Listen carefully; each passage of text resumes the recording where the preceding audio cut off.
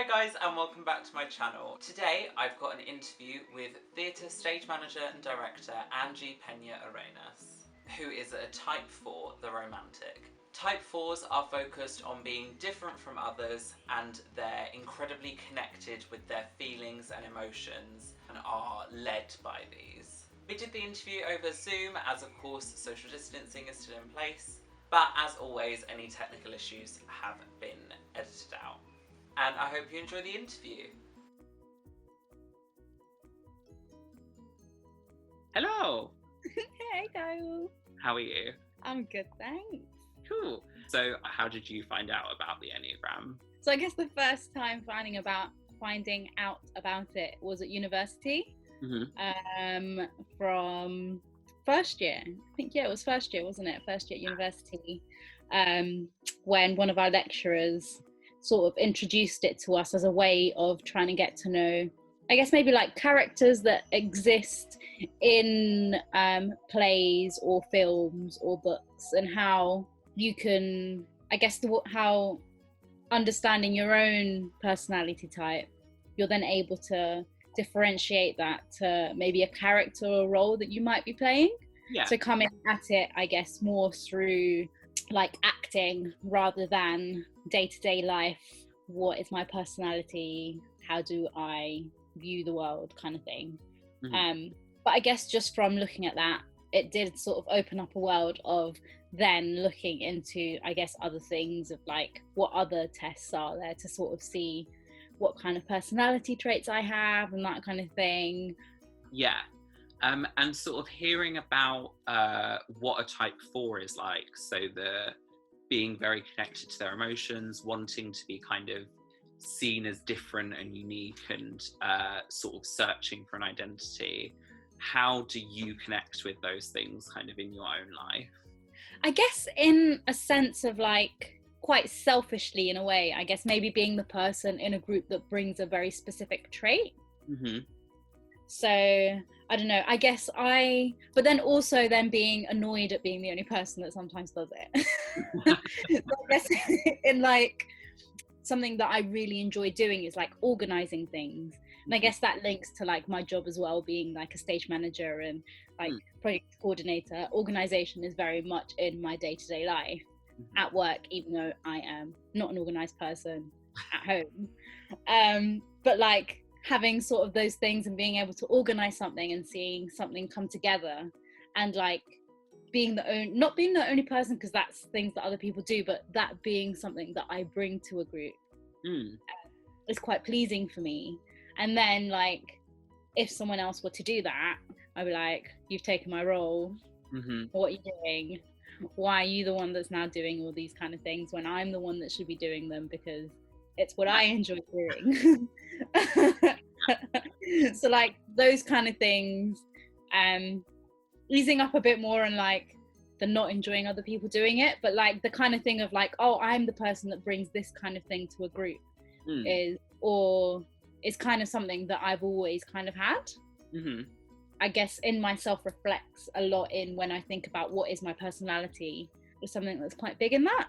Yeah, that makes sense. I mean, as a 4 as well, you sort of also are very connected with like emotions, and that's kind of how you're able to connect with other people as well. So how do you sort of experience your emotions and experience how you relate to your emotions? So I'm really connected to my emotions and how I feel. I like cry at everything. So watching TV programs or movies or anything where there's like something slightly emotional, where they trick you into crying because of like violins playing in the background, I will be the first one to have a tear in my eye and be like bawling at this, even though it's like maybe not that emotional.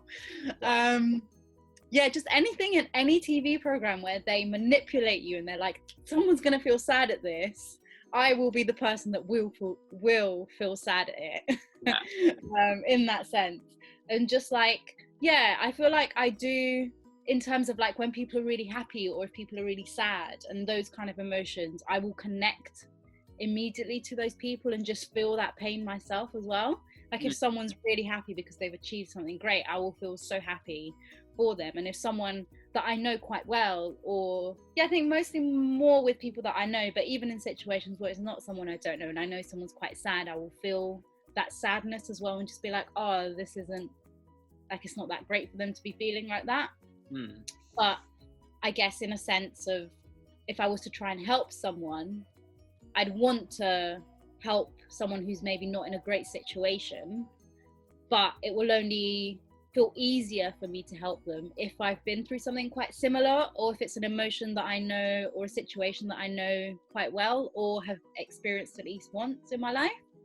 So like I'll want to help someone, but will only want to actually step in if I know that I've got the right tools to be able to help them in a good way. Yeah, that definitely makes sense. So talking about how you do like to help people and stuff, I think that's it's a common, I think, misconception about fours is that they're really self-absorbed and really focused on themselves. And I think fours can lean into that and can kind of be like that sometimes, but I think they do have a deep caring for people because they connect so much with their emotions.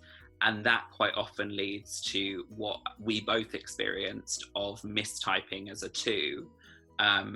So do you want to sort of talk about how you how your connection with the 2 and why you feel like you probably connect more with the 4, but you understand where sort of the 2?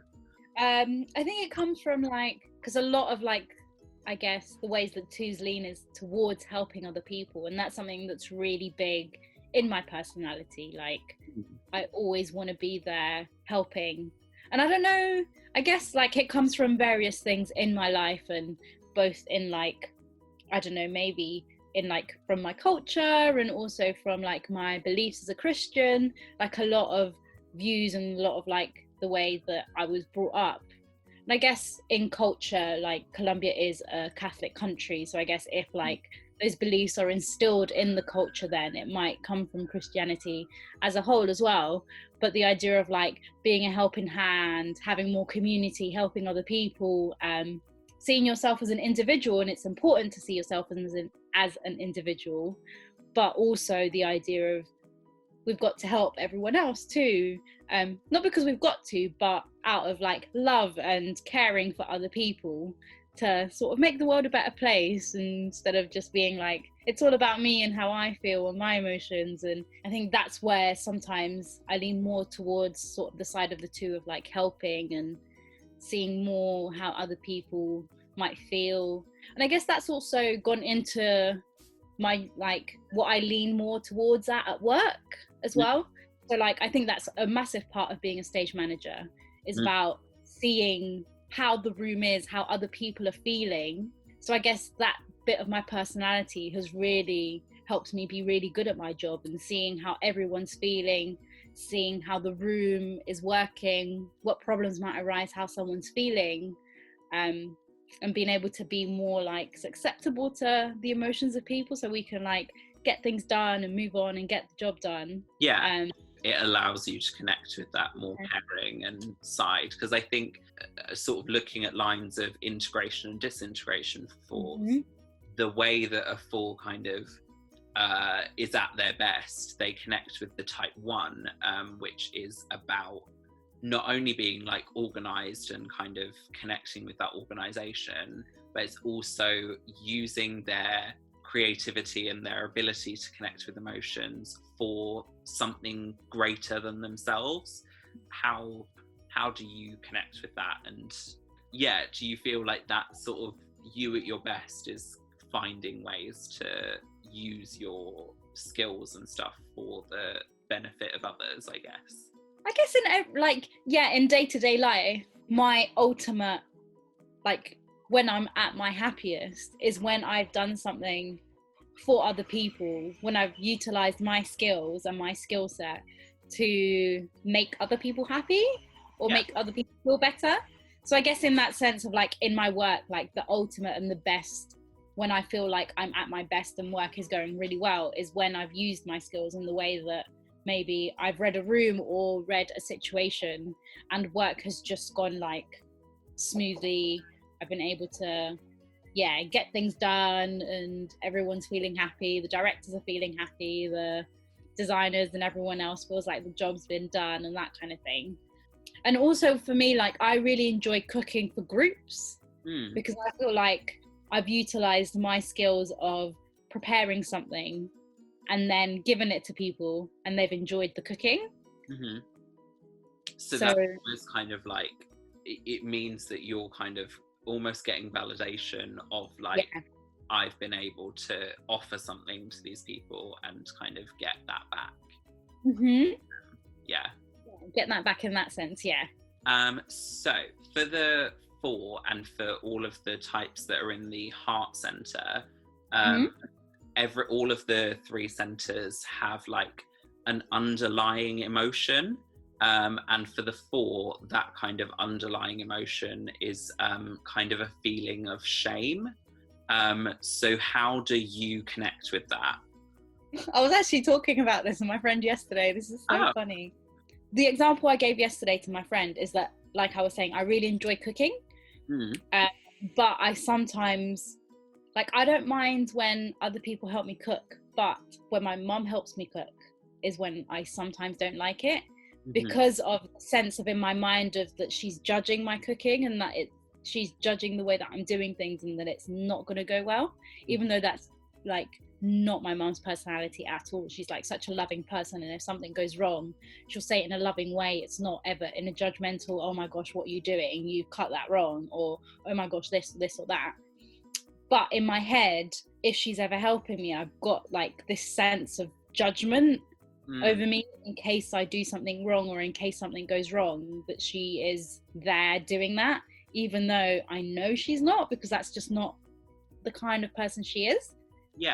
And I guess that sense of, I won't ever really do anything unless I know I can do it properly, because of the sense of, if it goes wrong, then it's my fault and people are going to think I'm really bad or terrible at something. So that is definitely at the center of, like, if I was ever to do anything publicly that I'm going to put out, shame or the idea of people thinking that I'm not good at something is definitely always there whenever I'm thinking about an action or something that I'm doing, which is why, like, I would never do stand-up comedy or anything comedic. Like, comedy is the, like, never ever make me tell a joke or anything. Like, if I'm ever gonna say a joke, I think about the joke so much in my head before I say it out loud to a group. Because I know that if the joke goes bad, or if no one understands it or has a similar sense of humor, that no one's gonna laugh, and then people are gonna be like, what was that? I think quite often in the Enneagram, the 4 isn't talked about as having much like anxiety or anything, and I think deep down there is a lot of kind of thought going on of like, well, I don't want to come across like this, so I want to come across in this way, so I'm gonna not do these things and only do these things. I guess it kind of goes with the thing that you were saying, that sometimes 4s are perceived as being, I guess, maybe selfish, and people who are maybe perceived as being quite selfish and more looking towards themselves are maybe not seen as people that have that kind of anxiety or nervousness of what others might see of them, because they're so involved in themselves of like, oh, I'm gonna do this for myself and do this and that. And maybe the idea of maybe 4s being seen as that type of person means that people don't see the underlying of what's really going on underneath. Yeah, definitely. So the 4's wings, which are the 2 types either side of 4, the 3 and the 5, the 4 with a 3 wing is a bit more outgoing and a bit more kind of presentational. So the stuff that when they create stuff, they kind of have an audience in mind almost. And then the 4 with the 5 wing, the 5 is kind of striving for knowledge. So the 4 with the 5 wing is kind of likes researching and understanding stuff and going into the details of stuff a bit more. The 4s with a 3 wing aren't as focused on details, whereas 4s with a 5 wing are a bit more kind of focused on details and a bit more introverted. But also people can have kind of balanced wings or not really feel like they connect with either wing. So how do you relate to kind of those wings? I don't know, I guess every now and again, or maybe growing up, I feel like I would have connected a little more to the 3 in the sense of being presentational. I guess a lot of teenagers go through that, don't they, of like the way you present yourself to your friends and the way you present in terms of like clothes and things you wear can be very much done for putting an image of yourself out there. And I think maybe growing up I had a lot of that, I guess, in the sense of like wanting to fit in and wanting to find a place, and the idea of never actually really truly fitting in. But then I very much leaning towards the 5, like whenever I want to do something, or if there's like a new project or a new thing, I will research it quite a bit and always like go deep into this very specific nitty gritty bits of research to find something to be perfect. Not perfect, but to find what it is that I need to find. Quite often people kind of almost switch their wings as they get older. So like quite often people have one wing that they connect with when they're a lot younger, and then they connect more with a different wing as they get older. So yeah, that definitely makes sense. What fictional character do you relate to the most?